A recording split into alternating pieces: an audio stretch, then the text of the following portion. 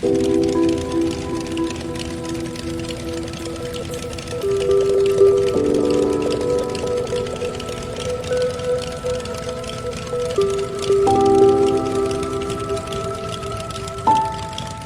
was aware of Dianne's paintings probably 15 years ago.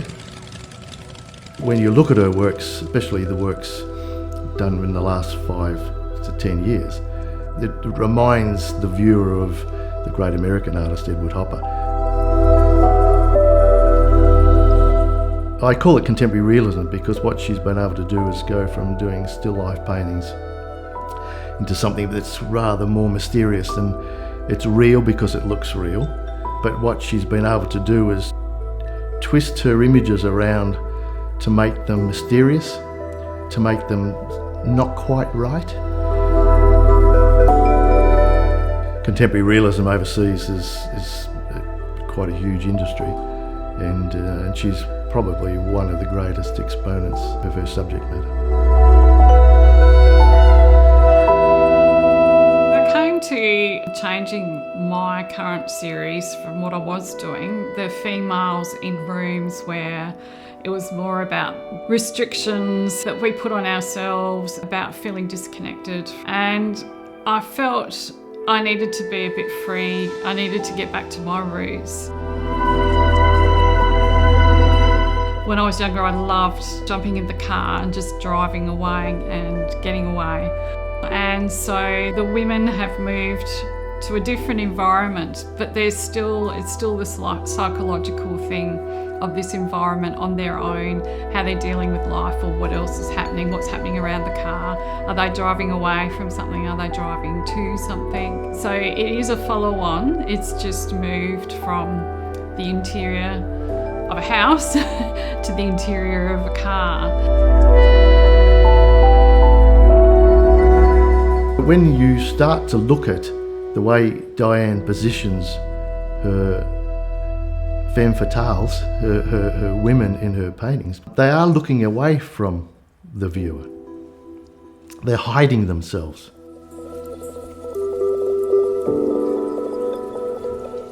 I grew up with a father who loved cars, and he taught me about cars.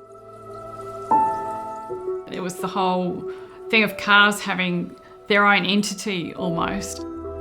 I was so attached to every family car we had.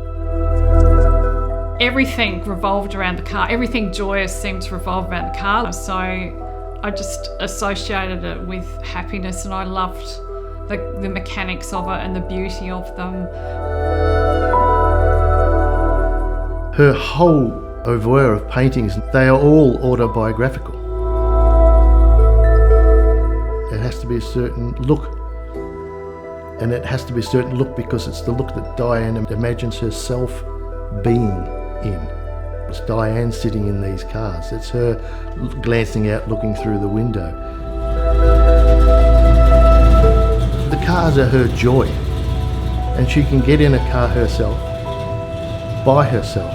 She can turn the engine on, she can hear the roar, she can wind the windows down, take her hair out, and whom without a worry or a care in the world.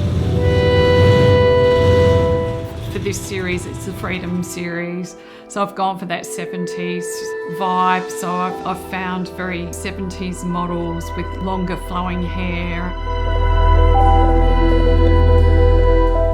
Because she constructs each image on the canvas, what she has in her head is the basic image at the start. Because what Dianne Gall is fabulous at doing is actually building the image. These creations of hers aren't real in normal life. She makes them real. When she sets up a painting, she curates the painting. She sets the mood of the painting. She actually curates what the subject matter is wearing. She creates the colour combinations in the rooms. She creates the atmosphere of the lights. So she builds the image to suit her needs. These are constructed images, and the constructed images that Dianne does puts you wanting more, really, really desperately wanting more.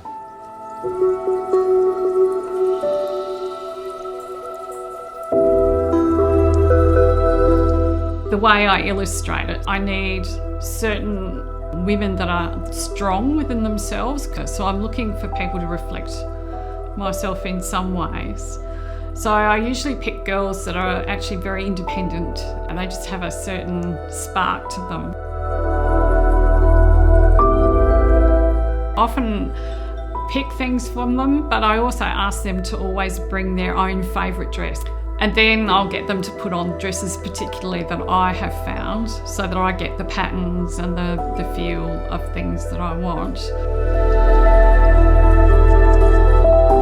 She sources the clothes that are worn in her paintings. So she'll go around to op shops, she'll go around to theatre places until she gets the right clothes that she knows fit the image that she wants to create.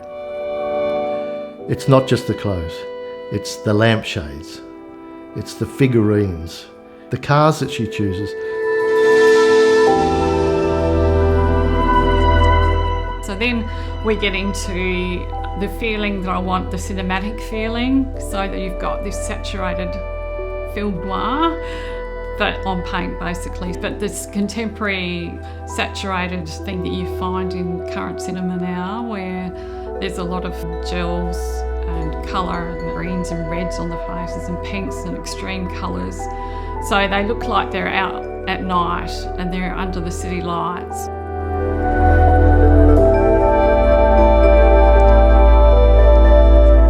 And I've been at a photo shoot, which is quite extraordinary because it's usually shot at night, so it gives that mysteriousness about it because you can't see behind the shadows. Then she takes a photo of that, and that photo becomes the source material for her paintings.